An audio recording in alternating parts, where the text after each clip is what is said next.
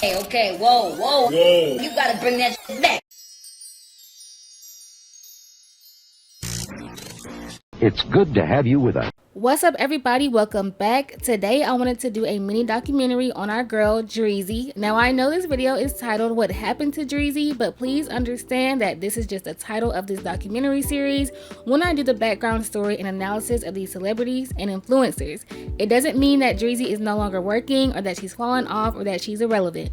Now, as we all know, women in the mainstream rap game were scarce during the early 2010s. Of course, Nicki Minaj had a tight hold on the industry and was in the prime of her career, as well as rappers such as Dej Loaf and Iggy Azalea were able to make a name for themselves around 2014. This was also a time that Chicago rap music had emerged and both men and women rappers from Chicago were able to ride the wave into musical success. One of those rappers was named Dreezy. Dreezy was born as Chandrea Sledge on March 28, 1994 in Southside Chicago. Throughout her childhood, she had to bounce around different areas of the city. Constantly moving in and out of new public and personal environments created a plethora of problems for Dreezy. She turned to music to escape her reality, exploring poetry, singing, and eventually rapping.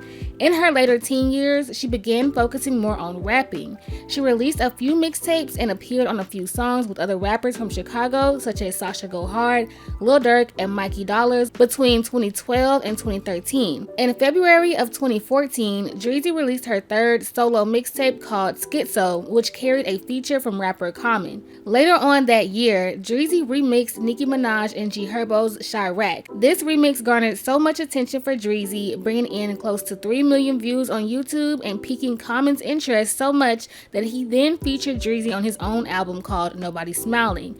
Dreezy was named the Princess of Chicago Rap, and all of this success led to her signing with Interscope Records in December of that same year, 2014. In 2015, Dreezy released 2 more EPs titled Call It What You Want and From Now On. Her career was on an incline and she continued to work on her music and started gearing up for her album. Unfortunately, on New Year's of 2016, Dreezy's best friend Gabby ended up passing away due to a car accident. Dreezy has spoken about their last conversation and how it helped her understand her purpose. Now you lost one of your closer friends in Chicago. What happened with that situation? It seemed like she meant a lot to you. R.I.P. Gabby, that's my best friend. You know, her birthday coming up in like a week. So She got shot? No, that's the crazy part. Like, no, she was in a car accident. That's awful. With my other friend. No, they both passed. Damn. How long ago was that? It was this year, New Year's, the day after New Year's. Damn. Damn, That's a sorry to hear difficult that. So you still dealing with that?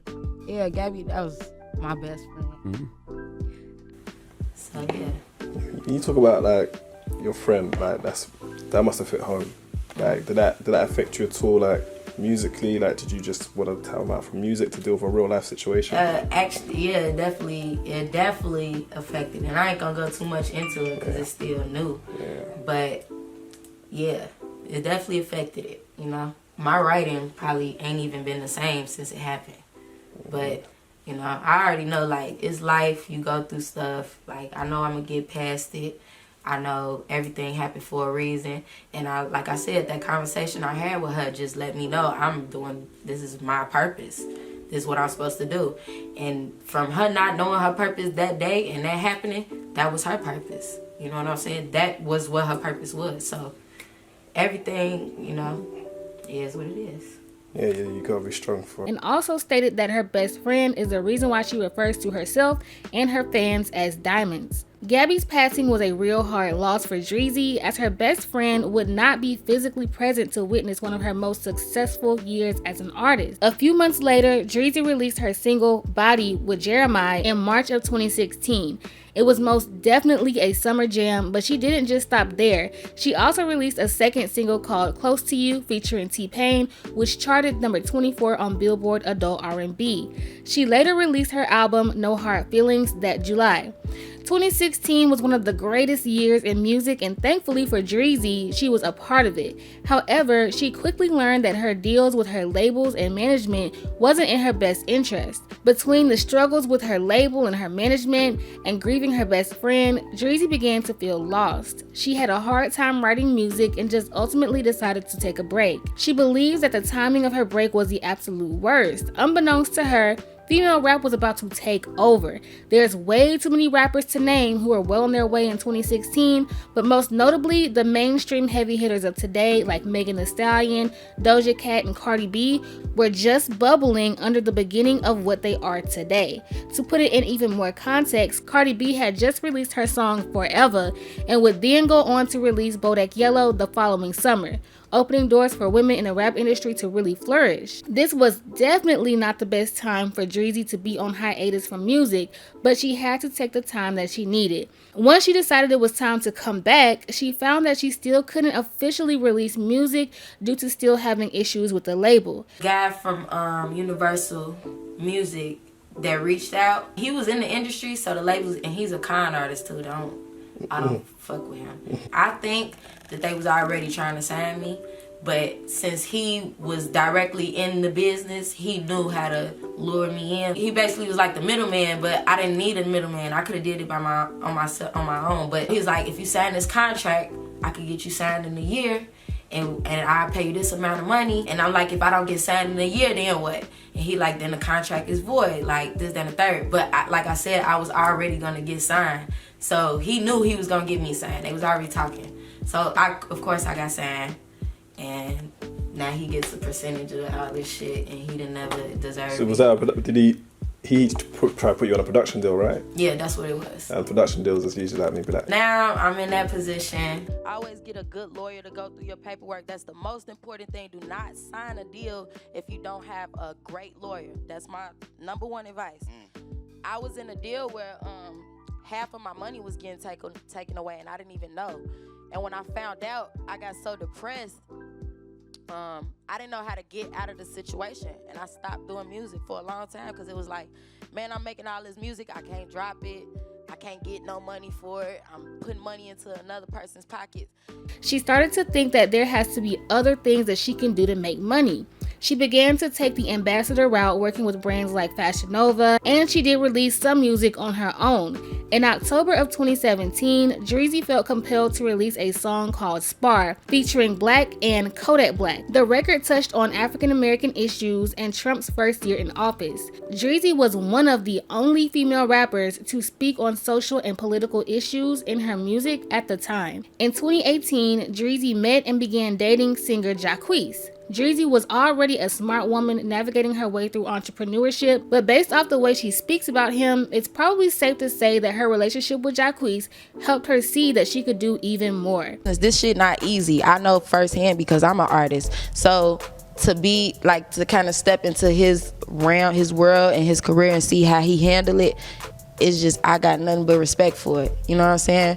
Remixes and all. Like, he's very talented. He's buying properties.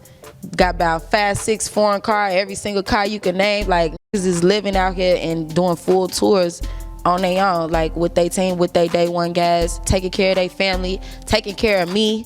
You know, that's all I respect about it. So that's the most important part to me. In early 2019, Dreezy collaborated with fellow rapper Cash Doll on the track Chanel Slides after they both were removed from a song with YG in favor of Cardi B. Chanel Slides was one of the main tracks off of Dreezy's new mixtape called Big Dreez, which was then released a few weeks later under the same label, Interscope Records. That summer, Dreezy was announced as a new ambassador for Puma and played as Queen Cabrini in the Netflix movie Beats, alongside Anthony Anderson, Dave East, and Uzo Aduba. She also came out and spoke of her issues with weed, as she has a hard time coping and creating without it.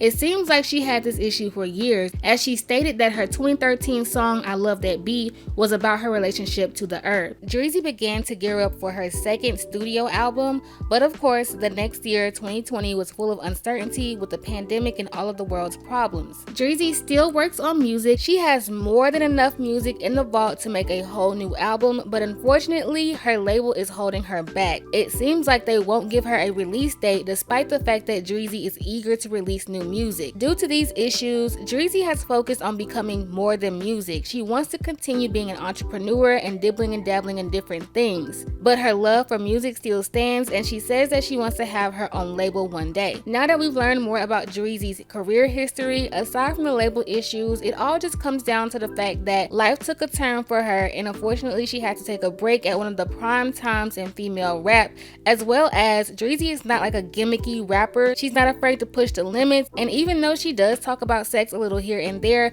might do a little rump shaking music, but she isn't as vulgar as some of these other rappers tend to be, and we all know how this industry is. And for those reasons, I believe that is why Dreezy's career has not made it to where it could have gone. But that's just my opinion. What do you all think about Dreezy and her story? Be sure to leave your thoughts and opinions below, and here are some other celebrities, influencers, and public figures who you might want to learn about. I'll catch you over in one of those videos, and that's it for this one. Bye.